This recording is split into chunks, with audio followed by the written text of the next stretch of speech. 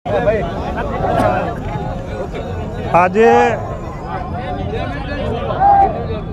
થરાદ ખાતે જે ભારતની અંદર એમાં વિશેષ ગુજરાત રાજ્યની અંદર જે વાવ થરાદ જિલ્લો જાહેર થયો અને ભારત પાકિસ્તાનની સીમા પર જે આજે એક સુંદર અવસર હિન્દુ સમાજ માટે કે થરાદ સર્કલની અંદર ગુજરાત સરકાર દ્વારા જે ગૌ માતાની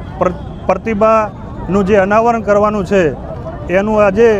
કળશની સ્થાપના કરવામાં આવી। એટલે વિશેષ ગુજરાત સરકાર, ભારત સરકાર તેમજ આપણા ગુજરાત વિધાનસભાના અધ્યક્ષ અને થરાદના લોકપ્રિય ધારાસભ્યોનો